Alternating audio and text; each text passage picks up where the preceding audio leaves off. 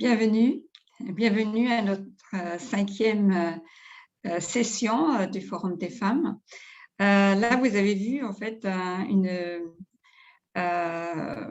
introduction à la Fédération des femmes de toutes les activités qui se passent dans le monde. Donc, c'était un aperçu. Merci Victor pour l'avoir mis, en fait, hein, c'était très intéressant. Donc, voilà, c'est la cinquième rencontre du Forum des femmes organisée par la Fédération des femmes pour la paix mondiale. Donc, c'est dans le cadre des jeudis de barreau online. Alors, depuis le mois de mars, la Fédération des femmes a déjà organisé 4 sessions par Zoom. Les 3 premières portaient sur la femme en relation avec elle-même. Et donc, voici les thèmes. C'était la vraie valeur du féminin, les secrets du cerveau féminin et l'amour au féminin. Et donc, le mois dernier, en septembre, nous avons commencé un deuxième parcours de la femme dans ses relations conjugales et parentales avec la session « La danse du couple, un parcours initiatique vers une féminité épanouie ». Et d'ailleurs, il y a cette session-là, il n'y avait pas seulement des femmes, hein, il y avait des hommes qui étaient très intéressés, qui ont posé beaucoup de questions, d'ailleurs, Marie-Christine. Il y avait beaucoup d'échanges, c'était très intéressant. Alors aujourd'hui, nous allons poursuivre ce parcours avec une 5e section sur le thème du bonheur au féminin. Alors, bien sûr, si vous n'avez pas eu l'occasion de participer à toutes ces conférences, vous avez la possibilité de les revoir. Nous les avons enregistrées, elles sont sur notre site, le site de la Fédération des femmes, qui est le wfwp-france.org. Et nous avons aussi une chaîne YouTube. Vous pouvez aussi les voir sur cette chaîne. Alors, bien sûr, nous avons toutes ces conférences grâce à Marie-Christine Audan, qui est conseillère conjugale et familiale, qui est aussi secrétaire de la Fédération des femmes depuis quelques années déjà, depuis 3 ans, plus de 3 ans déjà maintenant. Mais c'est surtout en tant que conseillère conjugale et familiale qu'elle intervient dans toutes ces conférences. Et donc, je voudrais bien sûr l'introduire, enfin vous la connaissez déjà depuis quelque temps.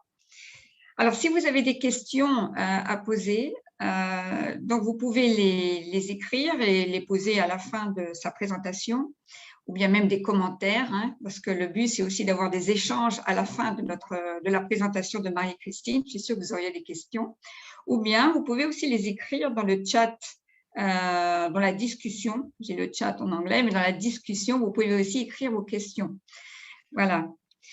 Donc, je vais passer la main à Marie-Christine, hein, sans tarder, avec beaucoup de joie, parce que vraiment, je sais qu'elle se prépare beaucoup pour chaque présentation. Et elle-même a beaucoup d'expérience aussi en tant que thérapeute. Voilà, Marie-Christine, c'est à toi. Bonjour, vous m'entendez? Oui, oui. Oui, bon, alors chers amis, bonjour. Je suis heureuse de vous retrouver. Et ça tombe bien puisque je vais justement vous parler du bonheur au féminin. Et je vais tout de suite rentrer dans le vif du sujet en posant la question, qu'est-ce que le bonheur? Alors, comme à mon habitude, j'ai demandé à Monsieur Google. Et voilà la définition qui m'a le plus parlé. Le bonheur, c'est un état constant de plénitude, de contentement et d'enchantement. Ça fait rêver, n'est-ce pas? En fait, la notion du bonheur n'est apparue, en Europe en tout cas, qu'au XVIIIe siècle. Avant, toute la société mettait l'accent sur le groupe et le devoir. Et puis, dans la deuxième moitié du XVIIIe siècle, l'individu a pointé le nez, et dans l'individu, les femmes. Du coup, les femmes écrivains se sont emparées de ce sujet-là. Pourquoi? Parce que ça intéresse l'intime. Et à cette époque, les seules productions féminines que les femmes s'autorisaient traiter justement de l'intimité. Et c'est comme ça qu'à cette époque, il y a eu des quantités de parutions, des réflexions, des romans, des écrits en tout genre, par des femmes, sur le bonheur au féminin. Et en ce temps-là, c'était carrément révolutionnaire. Alors, je me suis penchée sur leurs réflexions et je dois dire qu'elles sont très actuelles. Ça m'a étonnée. Ces femmes ont mis en avant le fait que le bonheur existe non pas en fonction des circonstances extérieures, mais en fonction d'un état intérieur qu'elles appelaient la santé de l'âme ou encore la paix de l'âme. Par exemple, il y a Louise d'Épinay qui écrivait en 1773 « Le bonheur consiste en ce qu'on éprouve quand on est content de soi ». Il y a une autre femme, Madeleine de Puisieux, qui parlait de réconciliation avec soi-même. Et la marquise de Lambert affirmait que le bonheur vient d'un sentiment d'accomplissement. Et beaucoup d'autres femmes qui ont défini le bonheur en termes d'épanouissement personnel. Comme la cerise sur le gâteau, une fois qu'on a fait tout un parcours intérieur. Et ces femmes-là, elles ont fait prendre conscience à toute une société à l'époque que le bonheur au féminin pouvait devenir une réalité, même si elles étaient maintenues dans une situation d'infériorité, même si elles étaient dépossédées de toute forme d'autorité. Et puis, il y a eu les romancières qui faisaient vivre à leur héroïne ce dont elles rêvaient pour elles-mêmes. Et ces personnages féminins imaginaires sont devenus des modèles, des phares, qui semblaient dire « le bonheur féminin, c'est possible, même si les femmes ne maîtrisent pas leur destinée ». Alors, mesdames, je vous dis ça parce que c'est important de savoir d'où nous venons. Comment, en France, en Europe, ce bonheur au féminin a été pensé par des femmes avant même d'être revendiqué. Alors, aujourd'hui, presque 3 siècles plus tard, où en sommes-nous? Aujourd'hui, en tout cas, nous avons conquis une liberté quasi totale. Ça, c'est sûr. Mais sommes-nous plus heureuses? Si on fait le bilan, eh bien, ça ne saute pas aux yeux. Alors, dans les pays occidentaux, aujourd'hui, 68% des femmes travaillent, bon gré, mal gré. Et en France, plus d'une femme sur deux, en fait, 1,7 femmes sur 2 subvient aux besoins d'une famille monoparentale. Et on attend des femmes qu'elles endossent tous les rôles. Père, mère, chef de famille. Du coup, elles ont aujourd'hui des ulcères, des crises cardiaques, en fait des maladies liées au stress qui étaient autrefois réservées aux hommes. Alors, de plus, d'après les statistiques, en France, 60% des femmes vivent seules. C'est énorme. Ce qui fait que les femmes d'aujourd'hui sont trop souvent surmenées et de plus en plus esseulées. Alors, je ne suis pas en train de vous dire qu'il faut revenir en arrière, hein, pas du tout.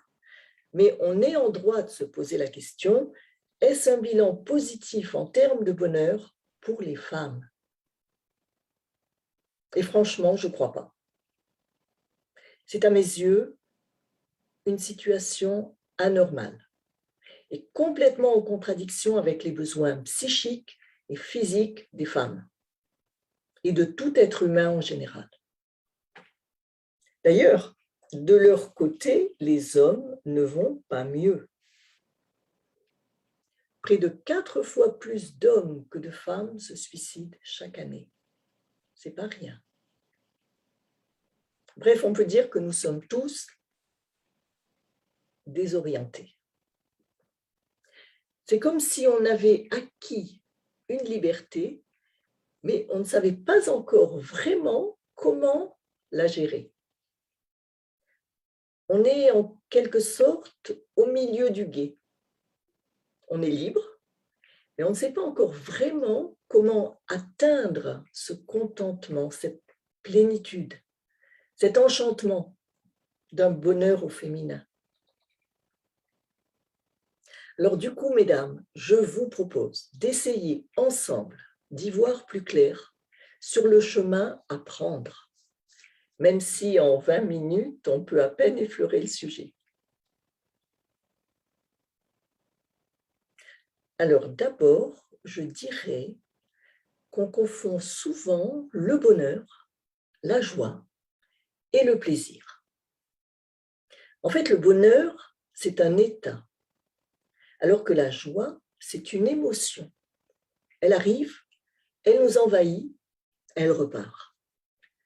Et le plaisir aussi, il est de courte durée. Il y a le plaisir de bien manger, le plaisir d'avoir une maison, d'être riche, en bonne santé, d'avoir un travail, d'écouter une symphonie de Beethoven. Tous ces plaisirs sont très agréables, mais ils ne font pas, ils ne sont pas le bonheur. Le bonheur, c'est sur un autre registre. C'est un état de contentement intérieur qui se cultive et qui, lui, va rester dans la durée, un peu comme en toile de fond. Quelles que soient les épreuves traversées, quelles que soient les émotions qui vont m'envahir. C'est Bouddha qui disait « Le plaisir se ramasse, la joie se cueille et le bonheur se cultive. » Oui, le bonheur se cultive. Ça veut dire que je ne peux pas y avoir accès sans avoir atteint un certain niveau de conscience et de cœur. Il est le fruit d'un travail sur moi pour en intégrer les ingrédients. Alors ces ingrédients, quels sont-ils? Le principal, je pense que vous vous en doutez, c'est l'amour. Je ne parle pas de l'état amoureux, pas du tout.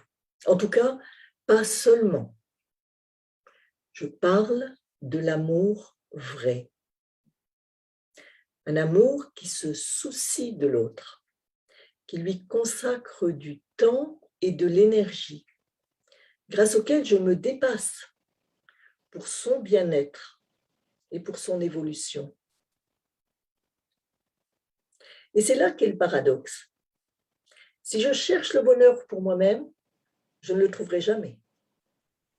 Si je cherche le bonheur pour l'autre, alors j'y aurai accès.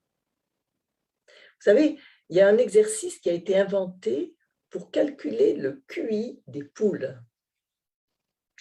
Alors, vous mettez une poule dans un enclos grillagé et puis vous mettez quelques graines de l'autre côté du grillage dans un coin.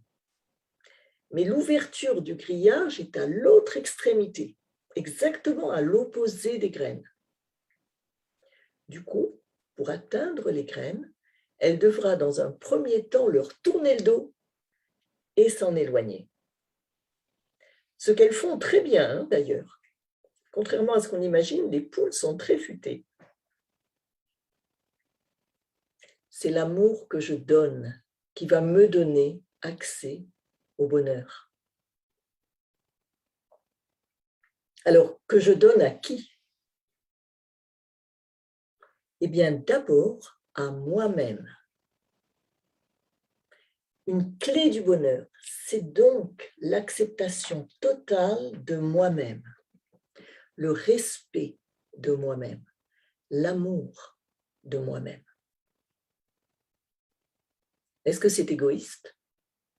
C'est vrai, dans le contexte d'un monde en malheur, est-ce que j'ai le droit à mon bonheur personnel? Alors ma réponse est oui.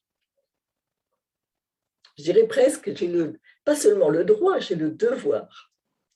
Pourquoi?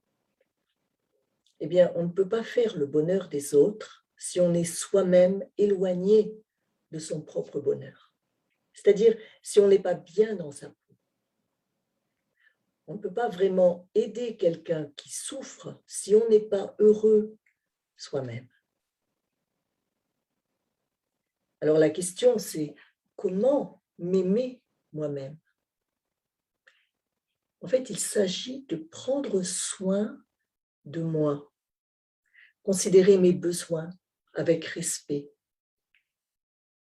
mes limites aussi, avec amour, mais aussi devenir chaque jour plus aligné avec mes propres valeurs et chercher à accomplir ce pourquoi je suis là sur la terre. Moi, je crois personnellement que chacun et chacune d'entre nous a un peu comme une mission sur terre. Et il vient un moment où nous la percevons, cette mission. Alors c'est important de vivre pour elle, que ce soit dans notre métier ou dans une occupation qui nous passionne. Quand je téléphone à une amie thérapeute et que je tombe sur son répondeur, voilà ce que j'entends. Vous êtes au bon endroit, au bon moment. Si elle est parmi ceux qui m'écoutent, elle se reconnaîtra. En fait, plus je serai au bon endroit, au bon moment, en fonction de ce que je sens être ma mission sur cette terre, et plus j'aurai accès au bonheur. C'est à ça que nous sert cette liberté conquise par des générations de femmes, pouvoir trouver et réaliser ce pourquoi nous ressentons être vivantes, ce qui nous appelle au plus profond de nous. Et puis, en parallèle, avec l'amour de soi, vient l'amour de l'autre. Le fait que l'autre m'aime, ça n'est pas en mon pouvoir. Mais le fait d'être une personne aimante, ça, c'est en mon pouvoir. Pas tout de suite, pas en claquant des doigts, mais en apprenant jour après jour. Et c'est idéalement au sein de ma famille que je vais devenir une virtuose de l'art d'aimer au féminin. Grâce à mes parents, mes relations avec mes parents, mon conjoint, mes enfants, mes petits-enfants, etc., etc.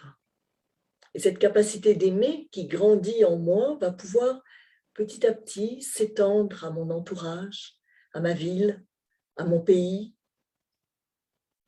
En fait, plus j'aime vaste et plus mon bonheur va être grand.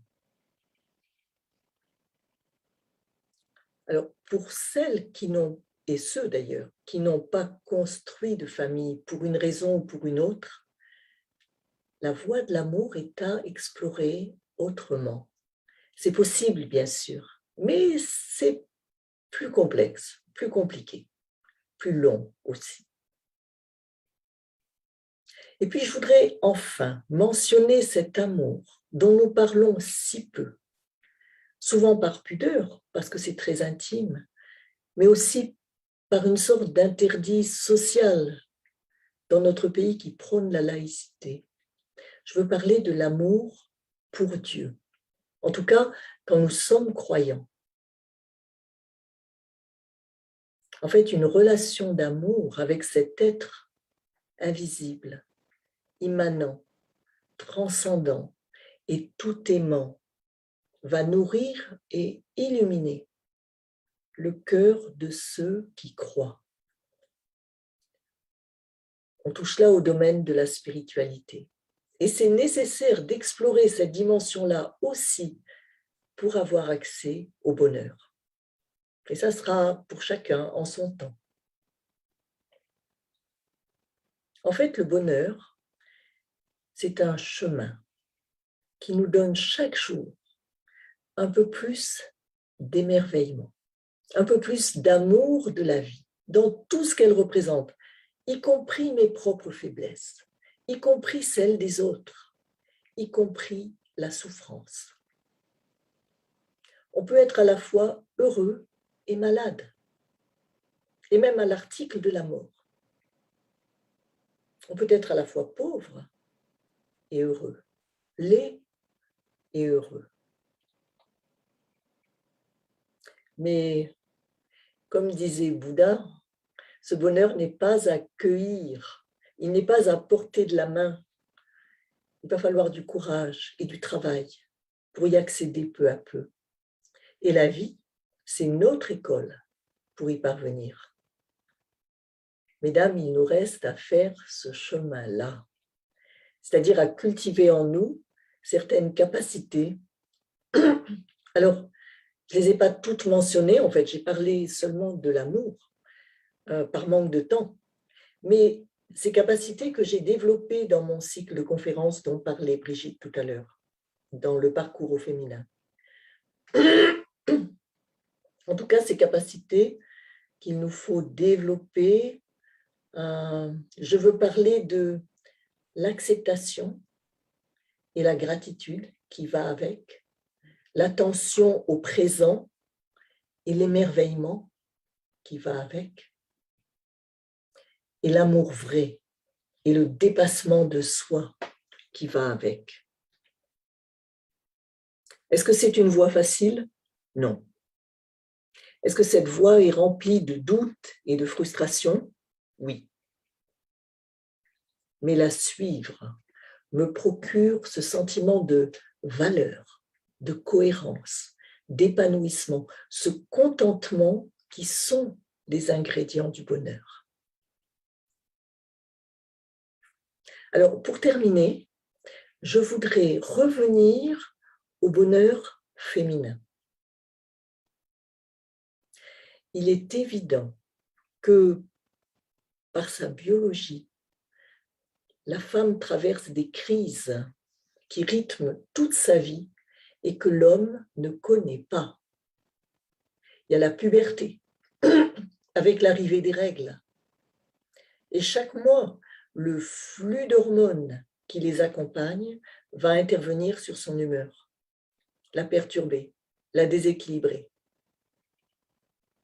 C'est comme ça. Il y a la maternité, avec les bouleversements de la grossesse, les souffrances de l'accouchement, l'allaitement aussi. Cette pulsion de vie en elle que l'homme ne connaît pas. Il y a la ménopause, qui signe la fin de sa fécondité. Et c'est souvent une véritable épreuve, autant sur le plan biologique que psychologique. Du coup, oui, le bonheur au féminin, c'est une conquête très particulière, qui est propre aux femmes. Justement parce que notre épanouissement est affecté par ces aspects particuliers, biologiques, émotionnels, qui ne cessent de nous déstabiliser toute notre vie. On peut dire que le temps se rappelle et s'impose sans cesse à nous, les femmes. Dès le début de notre vie, nous sommes soumises à ces contraintes biologiques et il faudra nous en affranchir pour gagner notre épanouissement personnel. Alors, entre puberté, maternité, ménopause, la femme doit apprendre à équilibrer sa vie familiale, sa vie personnelle et sa vie professionnelle. C'est un véritable défi. Et chacune de vous le relève depuis sa naissance, avec simplicité, avec courage, pour bâtir son bonheur et participer à celui des autres. Bravo, mesdames. Et merci.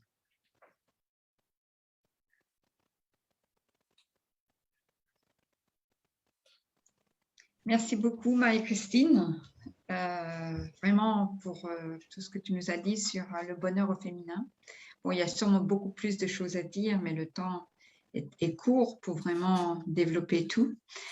Mais là, maintenant, c'est le moment où peut-être des commentaires ou bien de certaines questions que vous pouvez avoir et que vous pouvez poser. N'hésitez pas à lever la main. Vous avez une possibilité de lever la main dans le symbole réaction, ou bien comme ça vous pourrez parler directement à Marie-Christine et la poser directement, ou bien commenter. Voilà. Est-ce que quelqu'un aurait quelque chose à dire? Alors je vois qu'il y a des personnes qui arrivent juste à ce moment-là, juste après que tu aies fini, Marie-Christine. Alors je vais regarder un peu s'il y a d'autres personnes qui ont des questions. En tout cas, moi, j'en aurais une éventuellement. Dans ta présentation, tu as parlé de la puberté comme un problème purement féminin. En quoi une femme est perturbée par ses hormones? Alors, c'est une question intéressante. Je ne vais pas vous décrire tout le cycle féminin. Juste en 2 mots, pour comprendre. Même si vous, les femmes, vous savez de quoi je parle. En fait, entre 21 jours et 28 jours après les règles, les hormones femelles chutent de façon spectaculaire, notamment les œstrogènes, qui créent une sensation de bien-être. Et ça provoque un ensemble de symptômes qu'on appelle le syndrome prémenstruel. Qu'est-ce que c'est? Eh bien, chez beaucoup de femmes, ça va entraîner un sentiment d'échec, une morosité, un état dépressif, et voire dans certains cas des tendances suicidaires. Ce déséquilibre hormonal peut être tel qu'il va provoquer jusqu'à un changement de personnalité. Et ça touche quand même une femme sur 25. C'est comme ça que des études ont permis de découvrir que la plupart des agressions commises par des femmes se sont produites pendant cette période. Il y a d'ailleurs une petite blague qui illustre bien cet état féminin. Je vous l'ai dit, elle est un peu méchante, mais elle est très parlante. C'est la question, quelle est la différence entre une femme souffrant du syndrome prémenstruel et un terroriste? C'est qu'on peut négocier avec un terroriste. Voilà. Drôle de blague. C'est pour dire que vraiment, c'est très perturbant, en fait. Ça peut l'être, mais tout à fait. Très bien, merci Marie-Christine. Ouais, ça répond à la question. Ouais. Est-ce qu'il y a d'autres commentaires sur lesquels vous voudriez, ou d'autres questions qui vous viennent? Alors, je regarde, hein, je fais un aperçu de tout le monde parce que je ne vois pas tout le monde en une seule. Voilà. Aussi, je ne vois pas que toutes les caméras sont ouvertes. Donc, voilà. Mais sinon, il y a une autre question quand même que j'aimerais te poser. C'est vrai qu'il y a quand même pas mal de femmes qui traversent des moments difficiles aussi. Et dans ces cas-là, quand on a une vie difficile, comment il est possible d'être heureux quand il y a des tas de difficultés ou des tas de problèmes? Alors là, quels sont tes conseils?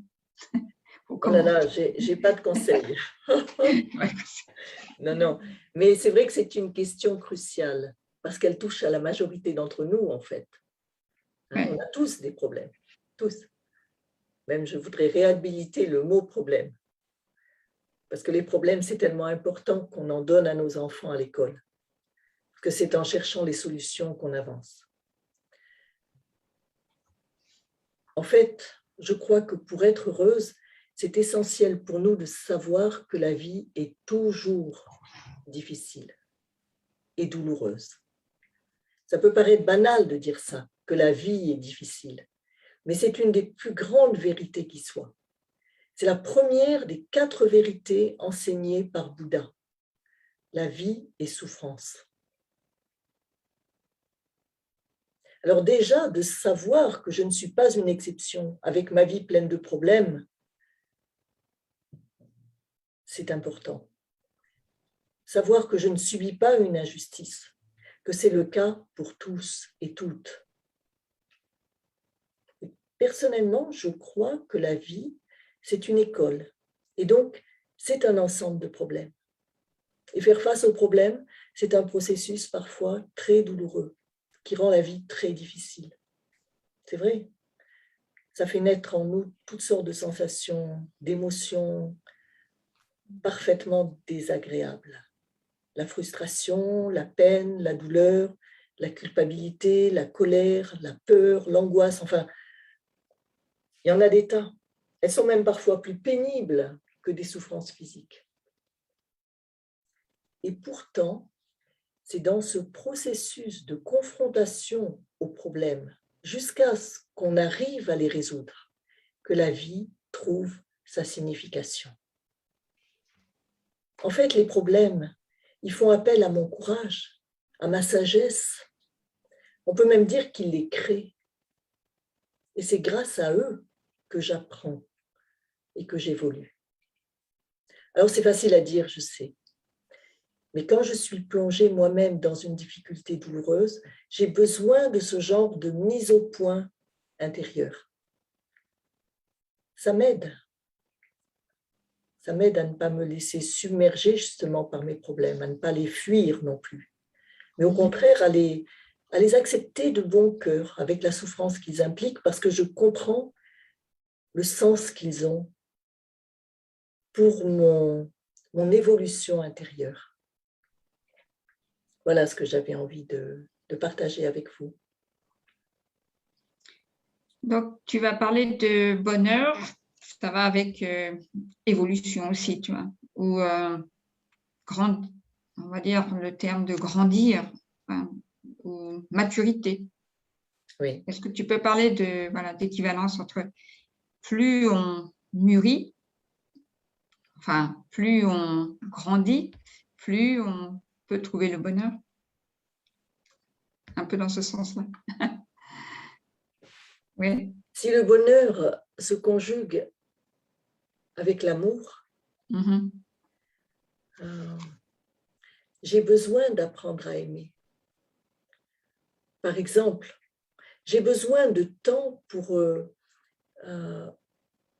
développer tous les ingrédients qui vont me permettre d'avoir accès au bonheur.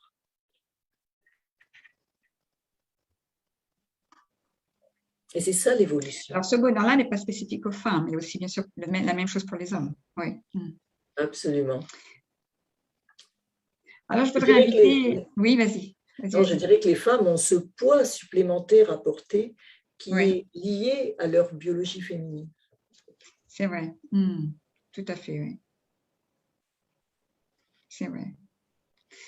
Est-ce que d'autres personnes voudraient apporter des commentaires à ce qu'elle dit? Nous avons une personne du Burkina Faso, je vois, jusqu'en Afrique, et aussi de la Belgique. Ah, voilà. C'est bien de savoir que nous sommes écoutés ailleurs aussi. Bonjour. Voilà, donc moi je trouve ce sujet très, très intéressant. Est-ce que, voilà, est-ce que le bonheur est différent? Ça, ce serait une question aussi par rapport aux cultures. Je veux dire, des pays d'où on vient.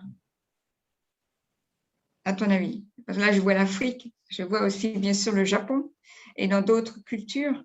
Est-ce que, est-ce que le bonheur féminin est le même pour les femmes dans toutes les cultures? Alors, il faudrait demander à Ouais, des femmes d'autres cultures de nous je vais en demander à parler. Isako. Isako, est-ce que tu peux répondre à cette question?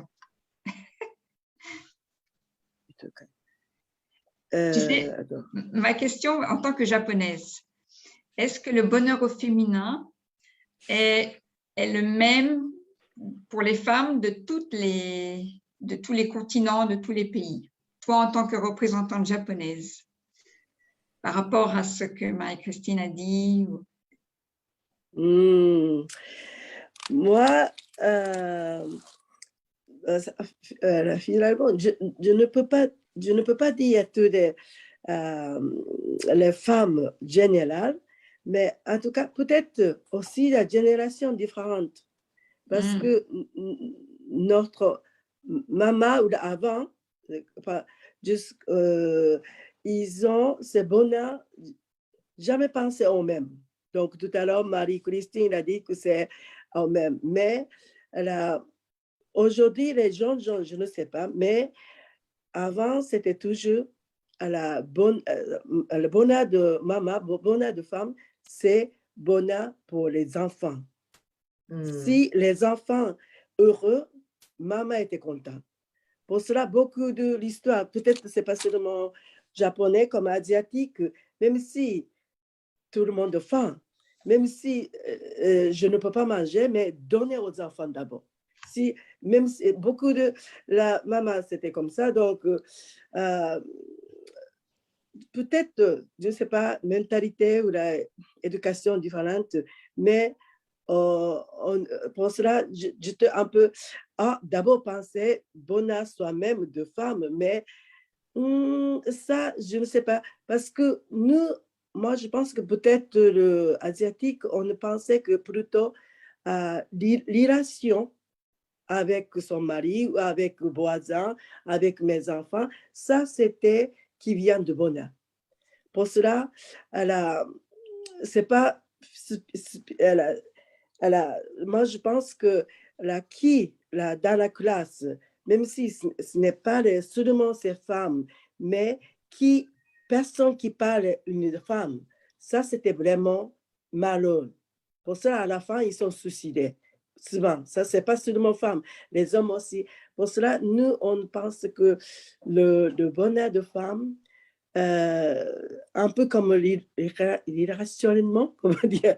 Donc, ça, ce que je pense, ce que j'ai vécu jusqu'à maintenant, mais aujourd'hui, les jeunes gens, qu'est-ce qu'ils pensent, ça, je ne sais pas, mais nous, on a d'abord marié, c'est pas pour moi, marié pour la famille, marié au nom de famille et pour vivre pour les enfants.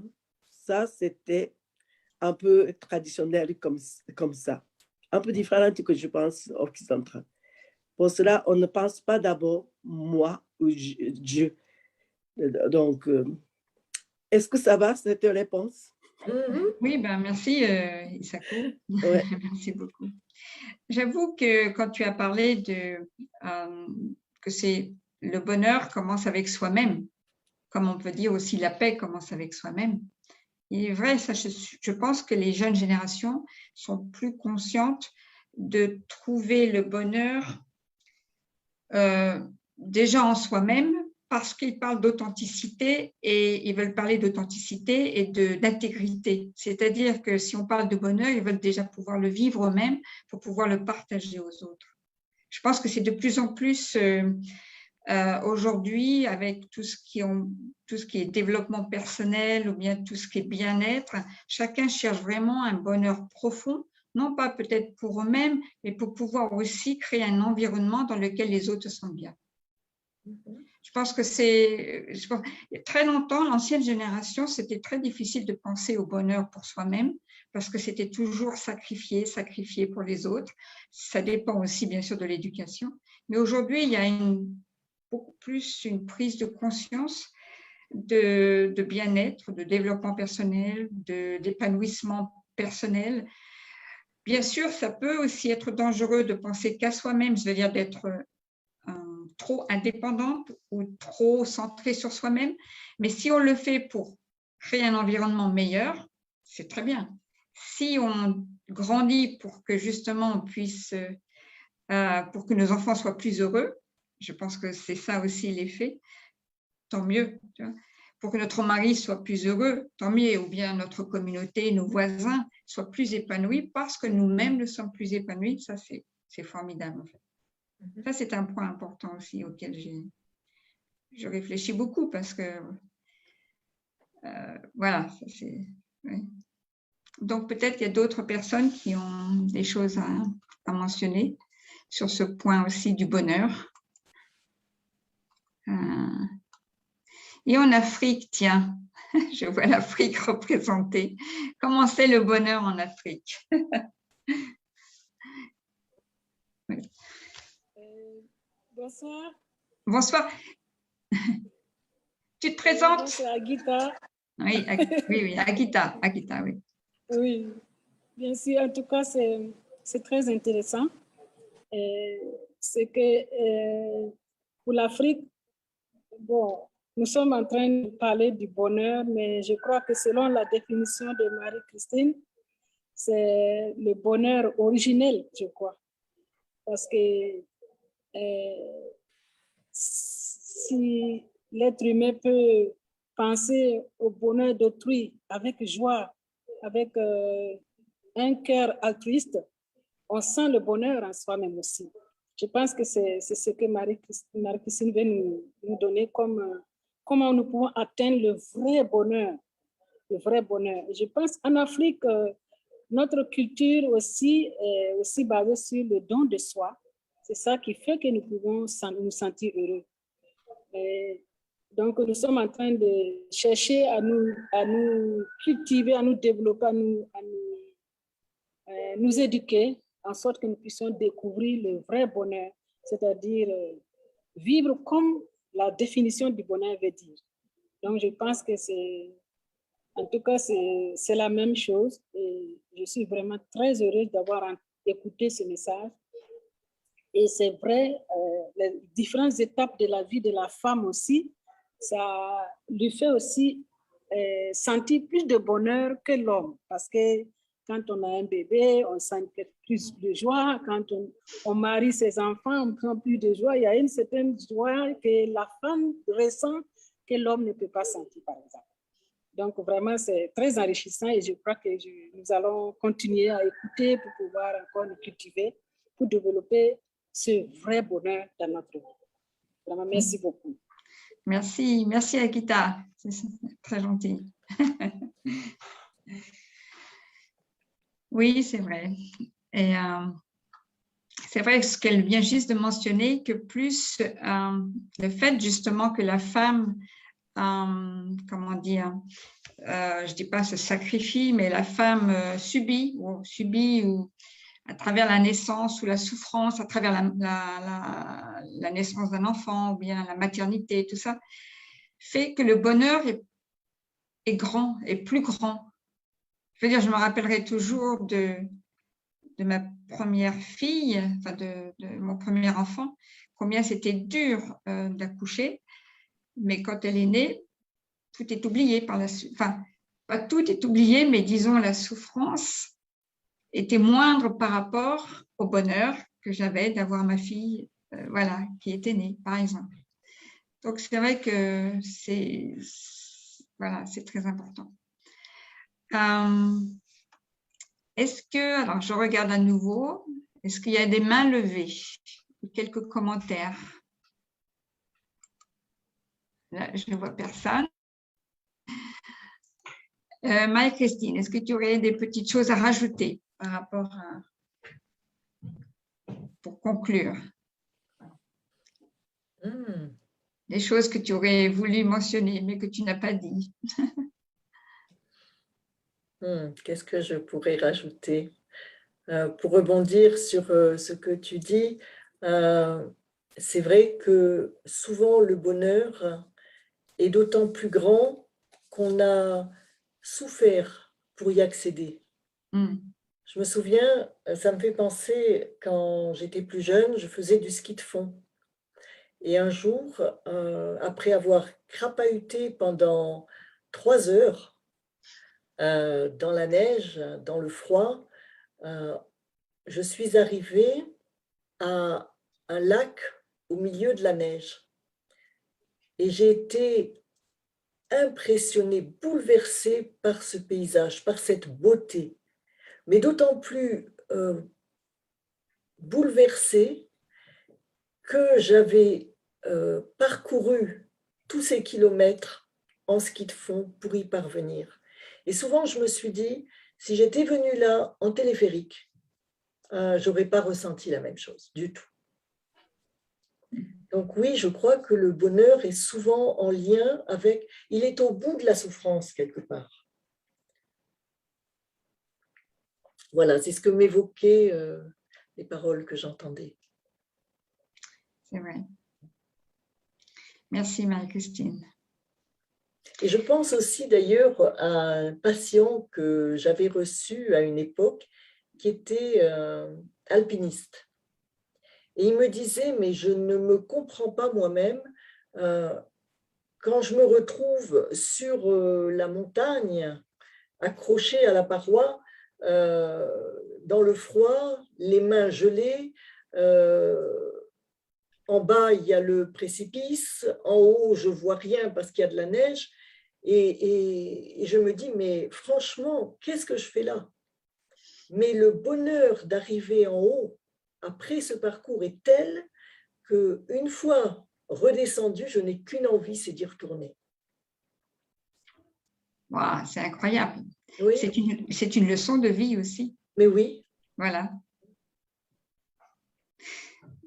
Est-ce qu'on pourrait le comparer, par exemple, pour un enfant, un petit enfant qui tombe et qui se relève, et qui tombe et qui se relève, tu sais, parce qu'il sait que voilà, il peut trouver mieux ou il va y réussir. C'est un petit peu dans ce sens-là que, oui.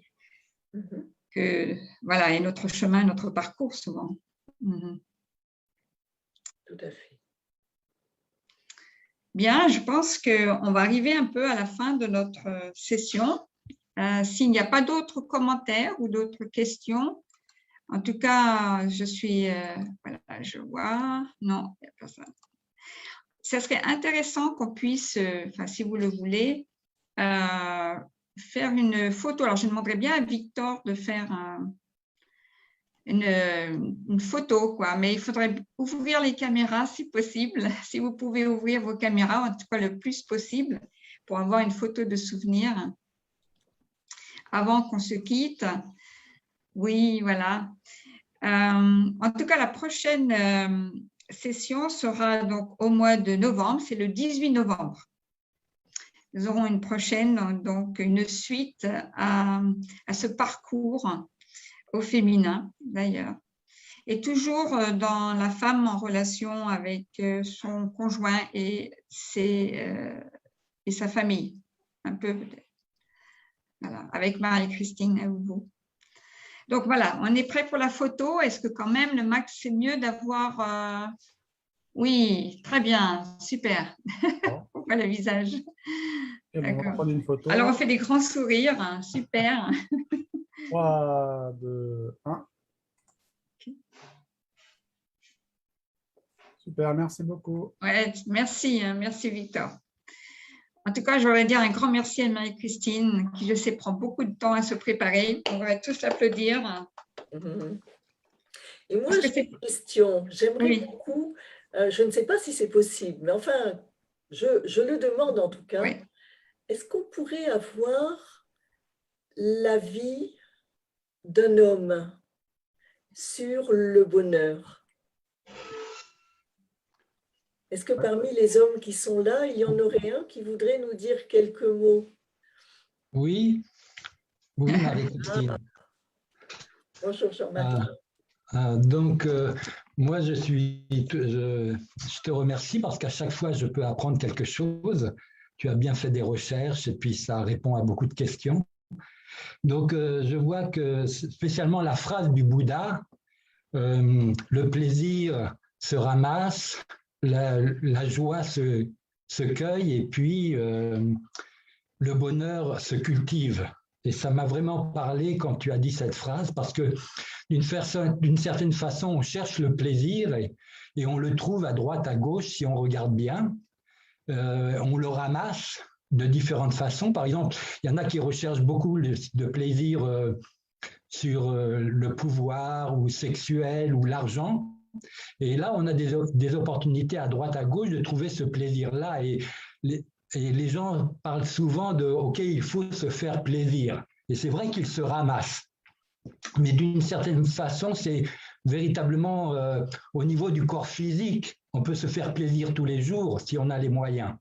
Ou quand on fait des rencontres, certaines personnes, ils se font plaisir d'une façon totalement bizarre. Alors moi, je rajouterais pour être très, très dur que le plaisir se ramasse souvent dans le caniveau. Donc, excusez-moi, mais la joie maintenant, elle se cueille. C'est-à-dire qu'il faut faire un effort pour avoir de la joie. Et par exemple, les personnes qui étudient la musique, l'art, la peinture, etc., le chant, ils se donnent beaucoup de joie et ils font des efforts. Donc, ça se cueille. Il faut regarder plus en l'air et donc il faut cueillir la joie. Et donc, ça, c'est même quand on va en haut d'une montagne, on a de la joie. Et je pense que les femmes, lorsqu'elles accouchent, lorsqu'elles ont un enfant, elles ont une très, très grande joie automatiquement. Et donc, la joie, c'est quelque chose qui se cueille et c'est un privilège quand on a fait un effort d'abord. Mais le bonheur, ça se cultive. Et puis, finalement, c'est quoi le bonheur? Ça se cultive. C'est véritablement quand la femme qui a un enfant, elle éduque l'enfant et elle crée une relation avec l'enfant. Il y a un lien. C'est ça le bonheur véritable, le lien que l'on peut avoir l'un avec l'autre. Ça ne se trouve pas du jour au lendemain. Entre l'homme et la femme, il faut de nombreuses années. Il faut un idéal commun que l'on met ensemble pour créer une famille. C'est ça le bonheur, c'est véritablement la relation que l'on a dans notre âme en fonction de nos idéaux que l'on partage en commun. Et cette phrase me parlait beaucoup parce que là, ça définit vraiment le bonheur dans nos relations les uns avec les autres. Et c'est vraiment un état intérieur de l'âme. L'âme qui cherche la sincérité envers les autres, l'honnêteté envers les autres, le dévouement envers les autres. Et sur cette base-là, on crée une vraie relation qui continue. Et c'est un état intérieur que l'on trouve en toutes choses, même avec la nature, etc., le partage que l'on a. C'est un lien intérieur que l'on a et qui nous guide dans la vie. Donc, je n'avais pas osé parler de ça auparavant parce que je suis un homme et je m'excuse. Mais merci beaucoup, Marie-Christine. À chaque fois, tu es très inspirante et je vous soutiens à fond parce que c'est nécessaire quoi, de mettre les femmes à leur place aujourd'hui. Et c'est une époque où la femme, je suis sûr qu'aujourd'hui, il y a beaucoup, par exemple, l'Église a été jugée dernièrement. Mais je pense que maintenant, après que l'Église ait été jugée, maintenant, ça va être la société qui va être un petit peu jugée sur son attitude. Vous allez voir dans les mois qui viennent, je suis persuadé que les choses vont se prendre, on va se rendre compte davantage des problèmes et puis aussi des solutions. Voilà, merci beaucoup Marie-Christine encore une fois de plus. Merci Jean-Marie. Merci Jean-Marie. C'est bien d'avoir l'opinion, c'est vrai, d'un homme. La dernière fois, d'ailleurs, il y avait beaucoup d'hommes qui ont parlé, ou au moins qui ont donné leur opinion. Donc, merci beaucoup Jean-Marie. Et voilà, est-ce que d'autres personnes ont des opinions? Alors, il y avait d'autres hommes, je ne sais pas, peut-être cette fois-ci, il y en avait moins. Ah si, oui. Je vois Mohamed. Bonsoir tout le monde. Bonsoir. Oui? Vous voulez dire quelque chose? Oui, je vais donner mon opinion à travers l'histoire de l'humanité et des civilisations. Oui. Moi, au vu de... Bon, je suis jeune hein, par rapport à toutes les personnes qui sont ici, hommes ou femmes. Ça dépend des... Il y a les religions, mais il y a aussi il y a certains principes au niveau de l'éducation, des traditions surtout. C'est ce qu'on appelle le poids des familles. Il y a des gens qui mélangent tout. Après, le côté aussi religieux, ça c'est vrai. Mais quand on regarde au vu de ce qui se passe, la femme a affronté beaucoup de choses. Hein. ce dernier siècle, on a pu lui octroyer qu'elle puisse voter. Ça fait pas si longtemps. Hein. Moi, je trouve que les personnes qui prennent des décisions comme ça, c'est malheureux parce que à une certaine époque, il y a 300 ans en arrière, on considérait la femme comme un objet. Je veux dire, bon, après, bon, on va me dire, oui, tu vas parler de l'islam parce que tu t'appelles Mohamed. Je peux en parler, bien sûr, c'est pas un problème. Je porte le prénom du prophète des musulmans. Et lui-même, à son époque, c'était le premier défenseur des droits de la femme, malgré le contexte de l'époque au Moyen-Orient, en Arabie et tout ça. Et je pense que dans la société moderne, la femme a toute sa place. Elle n'est pas inférieure à l'homme, bien au contraire. Il y a des femmes qui sont tellement supérieures et plus intelligentes que les hommes, qui se font voler soit leur diplôme, soit leurs idées. Et je trouve ça regrettable. Je pense que à la pointe de l'humanité, on devrait voir des femmes dirigées sur certains points, mais l'homme, je pense que comme il a toujours décidé, commandé, le patriarche, etc., à travers les religions, on peut constater que tous les prophètes sont des hommes. Il y a des prophétesses, ça existe, bien sûr. Mais ça viendra un jour, tout doucement. C'est pour ça que des personnes, grâce à Madame Brigitte ou Marie-Christine, qui font un travail formidable. Moi, je ne vous connais pas personnellement, mais je suis vos travaux. Depuis Marseille, etc., ce que vous faites, c'est incroyable. Moi, je trouve ça beau et je vous remercie d'être là hein, pour ce que vous faites, etc., parce que c'est incroyable. Il faut des gens comme ça pour transmettre. Et il faut écouter aussi. Je pense que c'est important. C'est comme ça qu'on évolue et qu'on peut faire changer l'humanité. Voilà. En tout cas, merci. Merci beaucoup, Mohamed. Merci hein, pour être intervenu. C'est vrai qu'aujourd'hui, je trouve qu'il y a un équilibre entre justement entre le féminin et le masculin et donc le rôle des femmes, le rôle des hommes. Et c'est avec cette complémentarité qu'on peut avancer. S'il y a un respect pour l'un et l'autre, une dignité que l'on respecte aussi pour l'un et l'autre. Enfin, je pense que voilà, on avance, on a une prise de conscience aujourd'hui de plus en plus forte. Et donc, je pense que dans ce sens, on avance. Et c'est vrai qu'il y a de plus en plus de femmes qui ont des postes ou des rôles de décideurs ou qui ont des responsabilités aujourd'hui. Mais ce qui est important, c'est qu'elles arrivent aussi à trouver une complémentarité avec l'homme ou l'homme arrive à trouver une complémentarité avec la femme. Elles arrivent à travailler ensemble comme partenaires, en fait, et voilà, et avec respect et avec écoute. Ouais. C'est important. En tout cas, merci beaucoup. Donc, s'il n'y a pas d'autres commentaires ou d'autres questions, peut-être qu'on peut conclure. Marie-Christine, tu voulais conclure avec quelque chose ou bien avec une parole? Non, je n'ai rien à ajouter. D'accord, parce que tu as déjà parlé beaucoup, hein, je sais. Mais juste pour conclure. En tout cas, vraiment, je remercie tout le monde d'être là, d'être venu, d'avoir écouté. Et donc, je vous invite encore une fois pour le prochain Forum des femmes qui sera le 18 novembre. Donc, je vous enverrai une invitation, comme d'habitude, à travers Facebook ou bien à travers email.